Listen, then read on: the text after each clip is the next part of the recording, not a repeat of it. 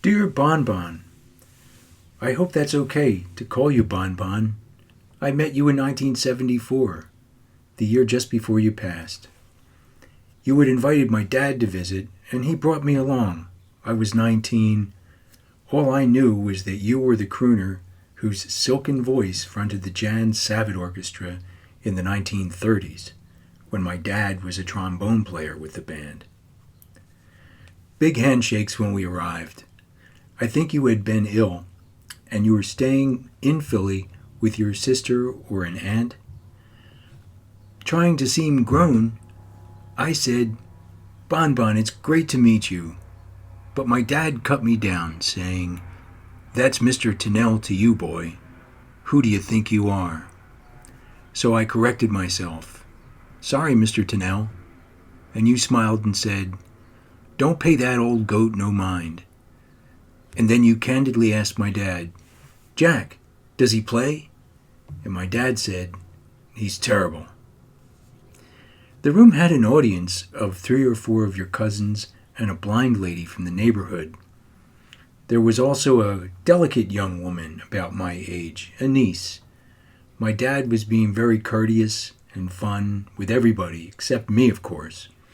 He usually reserved his jovial laugh and decorous, joking manner for people whom he wished to impress.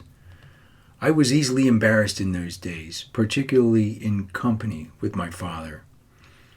The reason was that my dad's way of dealing with me was to attack when he sensed my weakness.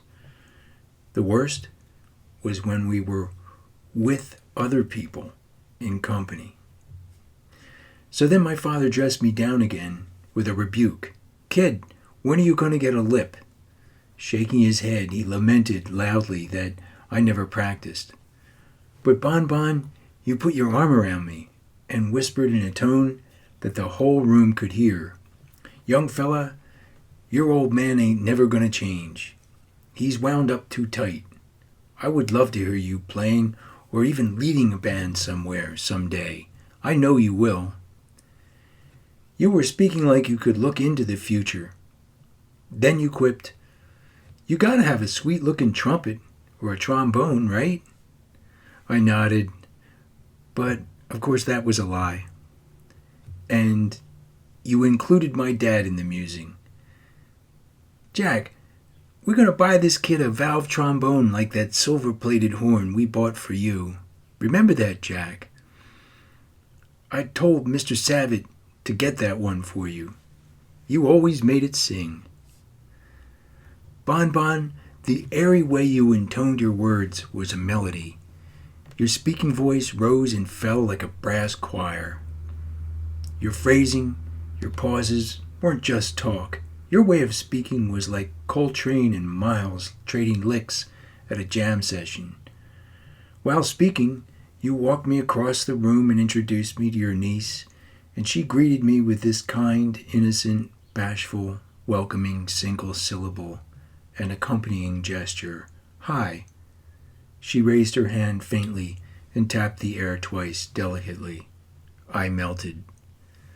You prompted me. Well, is it trombone or trumpet? I know Tommy Dorsey here would never let you play the sax. My dad rebutted, Don't mix me up with that scoundrel Dorsey. For my part, I was way off key at this point, and trying to sound mature and to join in the banter, I overstated my cause. I play both. I play trombone and trumpet. Man, I'm bad. You saved me, halting and gazing at my old man, warning him. Look out, Jack. He's coming for you. My dad just shook his head. We were in the nice room at the front of your folks' house where visitors came. When my mom and dad had been together, we had a room like that. Drinks appeared. There was a lot of laughing. Once I started to feel the beer, I was okay. That's how I met you. You were more than generous. You were a magnanimous presence. Well, the story continues. My dad and I left your family high and late that pallid summer afternoon. It was the 70s in Philly. The car radio played Temple University's jazz station low, and against a background of static, another friend of my dad, Hank Mobley, was wafting a Brazilian-style bossa melody from the car's speakers. We were somewhere in southwest Philadelphia. As we drove away, we were euphoric on so many memories you and my father shared, skying on that feeling of friendship, free associating like a long piano solo. We were inebriated by the luxury of having been together partying with good people. For the moment, I was drunk. And so I felt almost safe. Dad was telling me stories about you guys. I knew that you were the star of Philly's Jan Savitt Orchestra. As my father wheeled his rusting Cadillac homeward, he told me that you were Catholic, and that while playing a gig in Pittsburgh, where the band had to stay in a hotel, he met you early one Sunday morning walking to Mass at a nearby Catholic church. He reminisced over the steering wheel. It was a big band, 50 people or more all on the road. But that singled Bon Bon and me out. We were the only two practicing Catholics. After that, we prayed together whenever the band was on the road on weekends. It wasn't just the whiskey talking, it was affection. From my dad, that was different. His voice went falsetto high and even broke a couple of times. He said that you had credibility with Jan Savitt, and that the band leader followed your advice about musical arrangements, style, and orchestra personnel. After you and my dad had gone to church together, you must have commended his trombone playing to Savitt, so the conductor began calling him up during performances from the trombone section in the back of the bandstand to the mic. Once up front, my dad said he would crochet vamps and runs on the trombone behind Bon Bon's magical manner of lyricizing. His horn had to echo your singing. The trombone had to blend, dipping in and out of your trademark sound. My dad concluded, that was a great opportunity. Bon Bon opened the door for me. So after leaving hotels in Reading and Scranton, Pennsylvania, and Atlantic City and Cape May, New Jersey, to seek out Sunday morning masses, doors started opening for my dad. I guess no matter how much hell you guys were raising through Saturday nights, you both went regularly together to communion the next morning. You had a bond. I learned that you knew lots of people in Pittsburgh, too. Through you, my dad met Art Blakey, Sonny Stitt, and Ahmad Jamal, all playing in the Hill District. Bon Bon brought me to the party, my dad remembered. That suave evening on the way home, I also learned that Jan Savitt was real committed to launching an integrated orchestra back in the 1930s. As if teaching, my dad historicized. Savitt was Jewish, and he had seen too much hate. He wanted music to be a language that everybody could hear and speak and understand. Bon Bon, I was young, but I got that. My dad remembered that in some bands, white players were paid higher, belonged to separate musicians' union, than black players. And there were places we played where we had to enter through separate doors because the owners were racist idiots. It was humiliating to everybody. You see, you've got a friend who's including you in his life. You've got a friend who's sharing his family and connections with you. You've got a friend who's taking care of you. Then you see him being excluded from the money and the respect he deserves, and there's nothing you can do about it. His family and friends always made a space for me, always were good to others. I was never cut out. No matter how hard he worked, Bon Bon was exploited.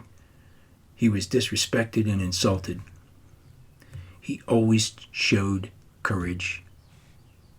He always showed humanity.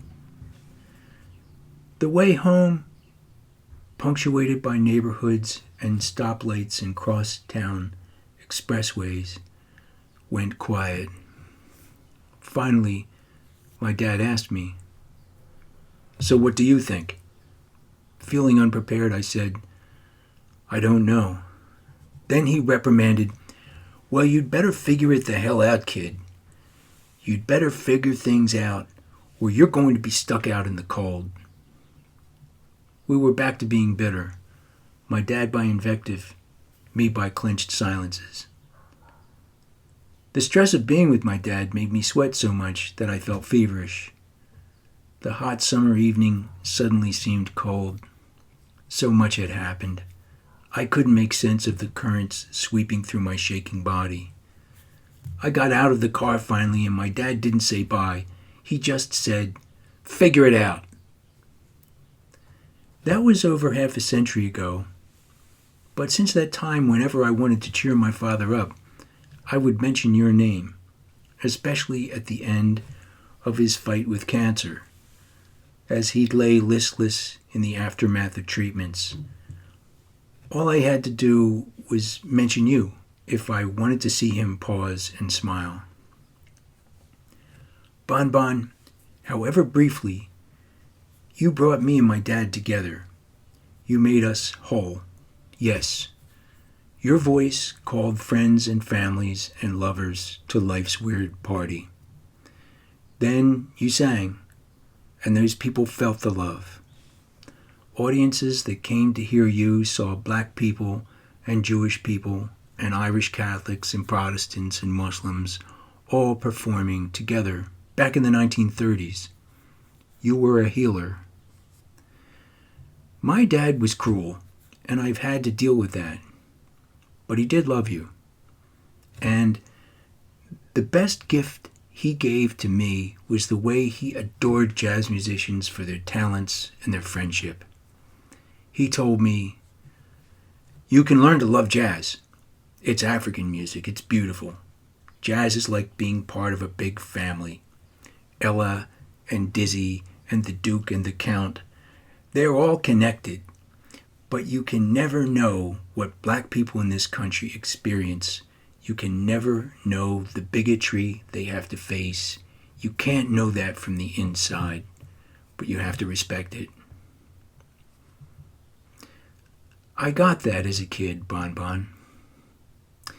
The only time I had ever seen the old man cry was near dinner time on the day in July 1971 when Louis Armstrong died. I was just home from my job at a shoe factory in Norristown and was nursing a beer on my dad's couch when the evening news suddenly reported that the great Satchmo had passed. Dad's face went wet with tears. "That man never played a bad note," was all he could say over and over. Like a mantra, he never played a bad note. Bon Bon, what I learned was that music, even the crooked notes like what I played on my student model trumpet at weddings and dances and other weekend gigs, still had power over people. So no matter how angry I felt about my dad's abuses to my mom or his bitter way with me, I have to thank you for caring. Even for that skinny, frightened teenager I was, you made me want to play bell tones and to share my sound. I wanted to soar on that silver valve trombone that you and Jan Savitt bought for my dad. That was a goal, right? Well, even though my learning curve has been a spiritual mudslide, I feel your charm in moments of reverie like today, writing this letter. I listen to you croon, "The masquerade is over." and I hear your voice honor love. I learned that, at least, no matter whatever else has happened. When the weather breaks, I'm going to be tracking down where you're buried. I'm quite sure that must be somewhere in Pennsylvania. My dad once said that he would have loved to visit with a wreath from the two of us to remember you. I just want you to know all these years later that your voice is still heard, Mr. Tunnell. With affection, Johnny.